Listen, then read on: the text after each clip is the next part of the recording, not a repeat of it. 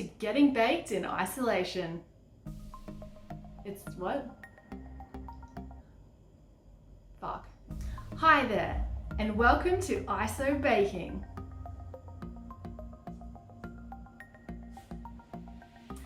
Today we're going to be making apple and rhubarb pie. Now it's my very first apple and rhubarb pie, my first pie in general. So I'm super excited and only a little bit scared about cooking that. So probably find a recipe and get started. Okay. Alrighty, so I found a recipe. We're gonna need apples, rhubarb, obviously. This is probably not interesting. I'm not gonna read the whole recipe. Look one up. And let's start by washing our hands. Really important to do. So I'm just gonna turn around right now without stopping the camera and wash my hands.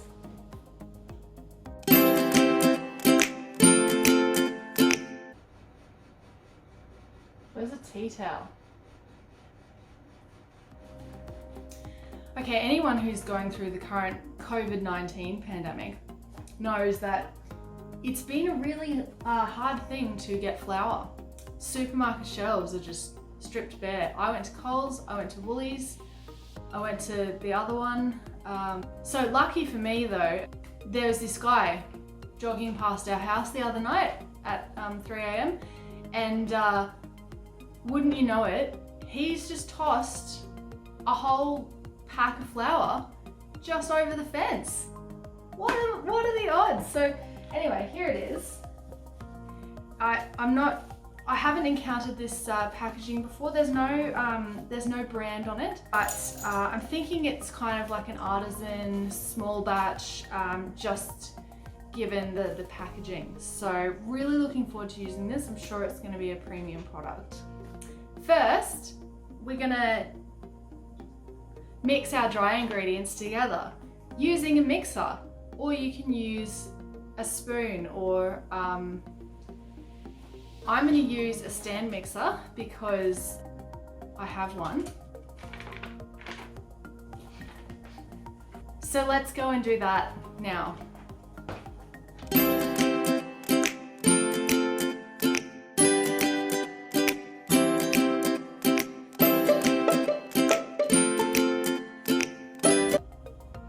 The next step is to add butter into your flour, salt, sugar mix. I use vegan margarine, but you can use whatever you want. If you drink cow juice, that's fine. I don't judge you. Okay, let's go do that.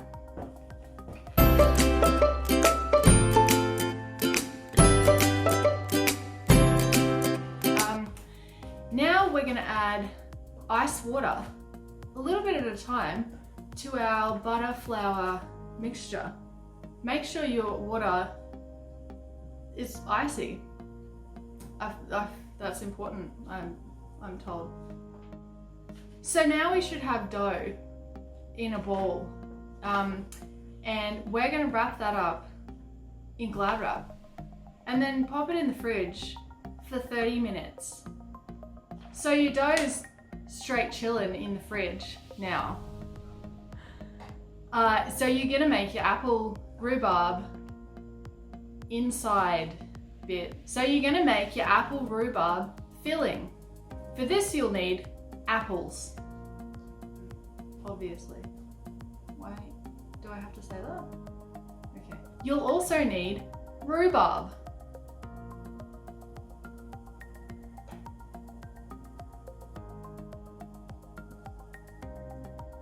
Chop up your apples and rhubarb, or if you're like me, get someone else to do it. Next, you're gonna wanna cook that stuff because it doesn't fully cook in the oven, apparently. Which is, feels like a lie, but that's cool. Get a pan out, chuck some butter in it, chuck some sugar in it, chuck some lemon juice, some cinnamon, some nutmeg in there.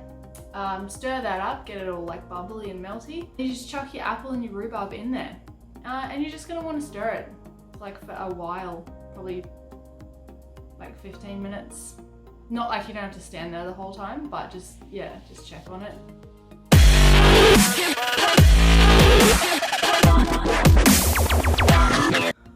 Goodness me, has it been 30 minutes already? That means our dough's ready to take out of the fridge. Let's go do that. Now that your dough is out of the fridge, you're gonna wanna flour up your countertop. Now in a video I saw they did it and it looked really nice, like a galaxy. I don't know how to do that, so I just threw some flour on my bench top. Now you're gonna wanna drop your dough onto your floured bench top or other work surface, and use a rolling pin to roll the dough into a big circle. Make sure the circle is big enough that you can fit it like inside your pie tin, but also like up the sides as well. Yeah, boy, rolling out that dough was hard work. I'm gonna have the best guns after this. Now that we've finished rolling out our dough and it's the right size, we're gonna scrape it off the countertop using an approved tool, and we're gonna put it into our pie dish, which we've already buttered up. Just chuck the dough into the pie dish and kind of smooth it up the sides. Just make sure it kind of reaches to the top, unlike mine. Because this is where you're gonna like put the topping on, not the filling, but the top layer of the pie. Do you want to go? Yeah, all right, I'll take it. Once you've put your dough in the bottom of your pie pan tin, put it in the oven, which you should have already preheated, even though I didn't tell you to. Put it in there for about 15 minutes, I reckon.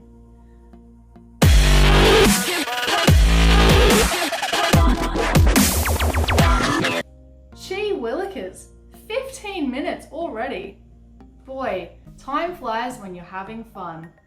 Grab your pie bottom out of the oven now, using an oven glove or mitt. Now it's time to fill the pie. Grab your filling and put it into your pie using a scraping technique such as the one that I am using in the video. Once you've scraped out all the bits, don't leave any behind, because it really pisses me off when I see that in videos, like they scrape the bowl and there's like one bit of apple left behind. I'm like, what are you, made of apples? It's rolling time again. No, it's just me. Now take the other half of your dough out of the fridge. I'll wait. Place the dough on your already floured up counter. If you have flour to burn because you're some kind of hoarder or you just have access to flour that none of us have, you can reflour your counter, but I think this is totally unnecessary and selfish. Use the flour that you've got. Now, place the other half of your dough on your floured up work surface. We're gonna roll it out again. For this pie, I'm using the lattice technique. This means instead of just making a boring old top to put on my pie that's one piece, like a jerk, I'm making one that's woven like a lattice or another woven thing. I've never done this before, so let's see how it goes. Take your strips of pastry and place them lovingly on top of your already cooked pie bottom and filling. Make sure to weave them using a weaving technique, such as what I have shown here. Boy, doesn't that look just delightful? I think so. Now, place your pie in your still hot oven and allow it to bake for another 15 or 20 minutes. Gotta crisp up that top and heat up that filling.